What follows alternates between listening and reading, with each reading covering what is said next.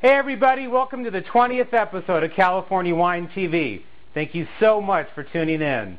I'm your host Scott Sheldon, and I'm thrilled to be here. So we made it to 20 episodes. I'm so thankful for everyone who's been showing your support and tuning in. You guys are awesome. And I figured that since I made it to episode 20, I deserve to do what I want in this episode. So we're going to cook a little pizza today. I'm going to share with you my favorite wine, and we're just going to have a lot of fun and be casual with it. So I got my pizza dough here. You can make it yourself. You can buy it from the pizzeria if they'll sell it to you, maybe around the corner from your house. Or some of the markets nowadays, you can actually buy the dough there. And in this case, I bought it from the market. You just let it sit for about 15 minutes. Got my pizza stone hot in the oven. Just going to roll this out a little bit. And you just want to have it on a nice flat surface. And you want to have some flour on here so that, because it has a tendency, the dough is really sticky. And the objective here is not necessarily to get this perfectly round. You just want to get a nice flat surface that will be a vehicle for the toppings and the sauce, if you will, which are my favorite parts. So we're just going to continue to get this as thin as we can.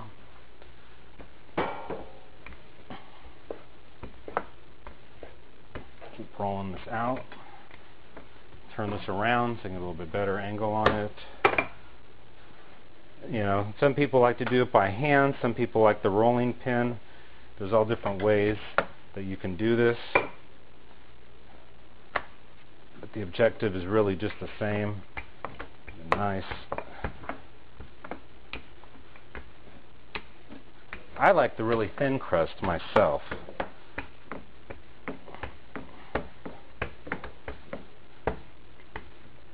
So I'm going to work a little bit harder to get it a little bit thinner, just for my liking.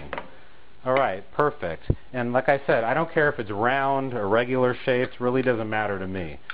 And I got some nice tomato sauce here. We're going to ladle on. The fun thing with making pizza at home is you can just make any kind of toppings, any kind of sauce you want to put on here. And I think that's one of the reasons why pizza is so popular, is because I mean, you can just make it custom. Just put whatever you want. If you don't like tomato sauce, put pesto sauce, or put a mushroom garlic oil sauce. You can use any kind of cheese, any kind of meat. You can use vegetables. Make it vegan.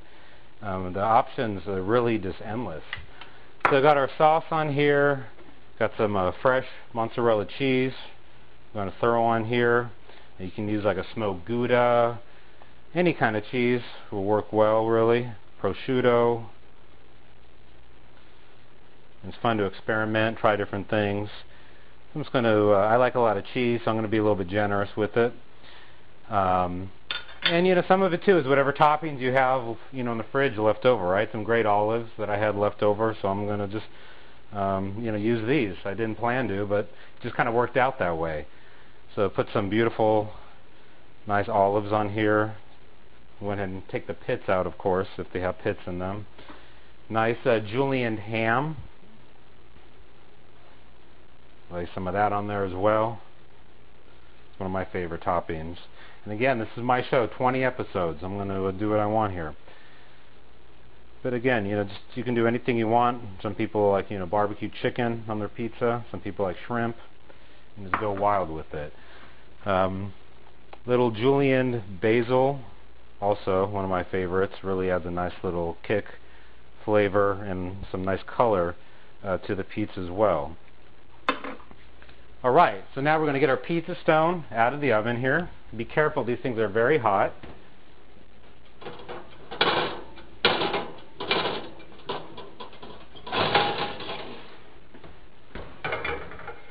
You want to always put it in the medium rack, kind of in the oven, is where you want to keep this thing. Now we're going to transfer this over, get it on the pizza stone. Once again, we got the fire alarm going off. Not the first time this has happened at California Wine TV, but we're not going to let it stop us.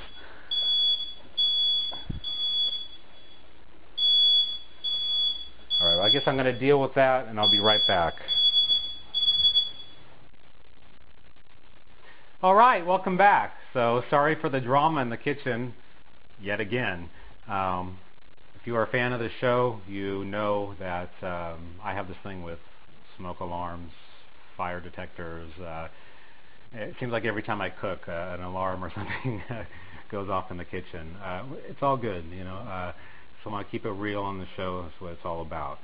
So for episode 20, like I said earlier, I wanted to kind of just do what I wanted to do, cook what I wanted to cook, and showcase my favorite wine. And it doesn't really matter so much if it goes together 100%. That's really not the whole idea. It's just to have fun, have a good time, and that's why we're here. So 2008 Prisoner. Check that out from Orin Swift. Actually, this deserves a better, hopefully you can see that super zoom. Really cool label on that wine. David Phinney from Orin Swift, the winemaker, and 15.2% alcohol. Paid $35 for this wine. And this wine, I tell you, it always causes excitement. When I go into a restaurant, I bring this wine, sit down. Literally a couple minutes later, the manager's over. Oh yeah, do you like that wine? Have you ever had it before? Or you know, someone next to me at another table will turn around and, oh man, that's like my favorite wine.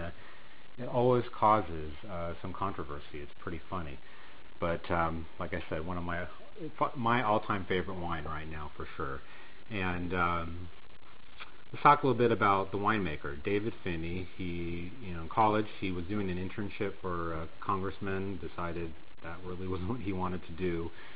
He was hanging out with his roommate, and just so happened his roommate's family was in the wine business, and his roommate was like, dude, why don't you get in the wine business? It seems like you really like wine. I can tell you don't like politics.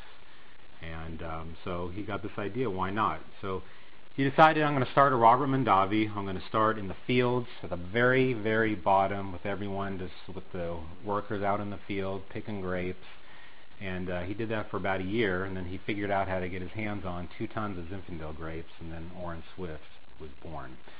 And so it's kind of a cool story of how you can, just one person with a dream, you can make things happen. And now his wine is on, like Wine Spectator's top 100 lists more than once. It's been on there.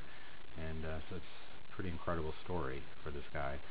And so I'll stop my blathering, and let's pour this baby up. All right. So right away you see this, the beautiful color of this wine. Give you a better shot of that. This is what you'd really call a garnet, like a cross between a purple and a red, a little bit lighter around the edges, you can see.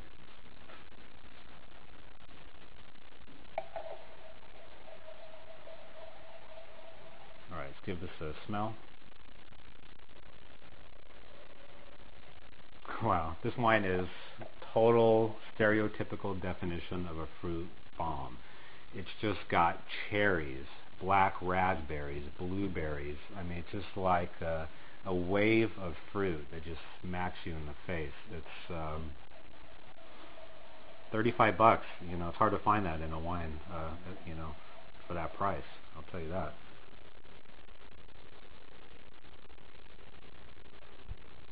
Some mocha, a little bit of kind of like a bittersweet chocolate action. See what else is going on in here.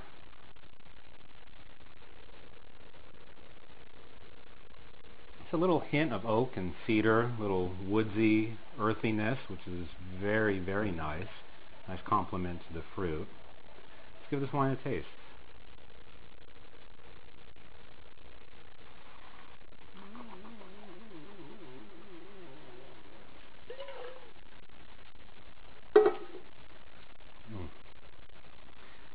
This is what I would call a sexy wine. Those fruit flavors just keep going right on.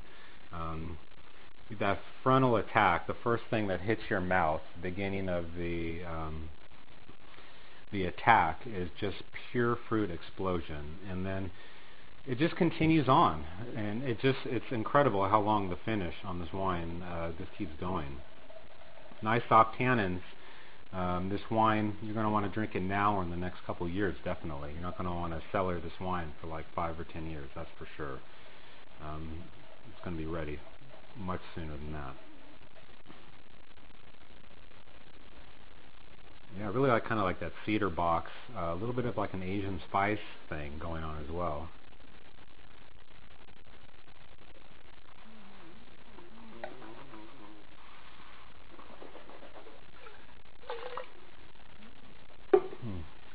This wine has just a dynamic, incredible structure to it.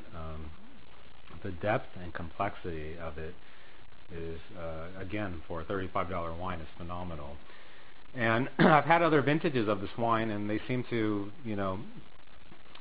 they all have the same flavor profile. So if you've had this wine before and you haven't had the 08, definitely, check this out. But this wine has got style. That's what I gotta say. What a blend! I mean, Zinfandel, Cabernet Sauvignon, Petit Syrah, Syrah, Grenache, and Charbonneau. I mean, put all that together. It's not an easy thing to do, and in fact, it goes against a lot of rules of traditional winemaking to do that kind of a blend, really. It's just a big, bold, beautiful wine. I love this wine.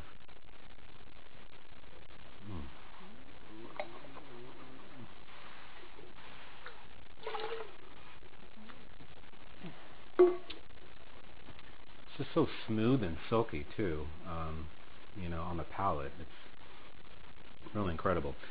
So, because of all the commotion earlier, we forgot we were cooking pizza. See my very rustic shaped pizza. I don't like looking like a cookie cutter Domino's action. I got some ham, olives, some fresh basil on here. Let's give it a little taste.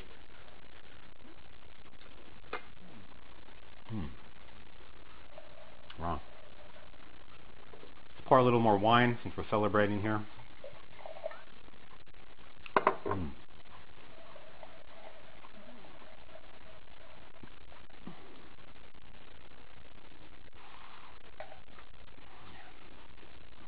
Awesome.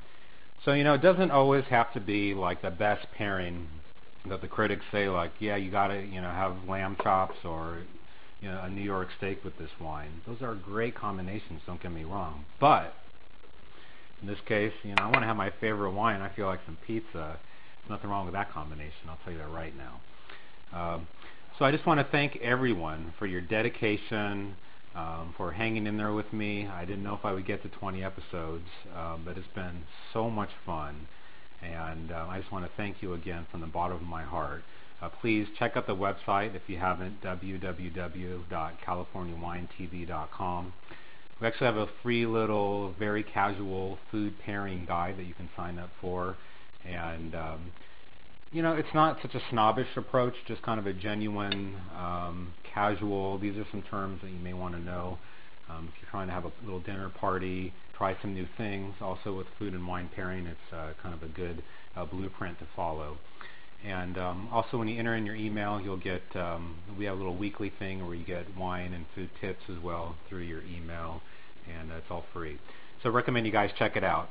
So again, thank you so much. Episode 20, we got The Prisoner, we got homemade pizza.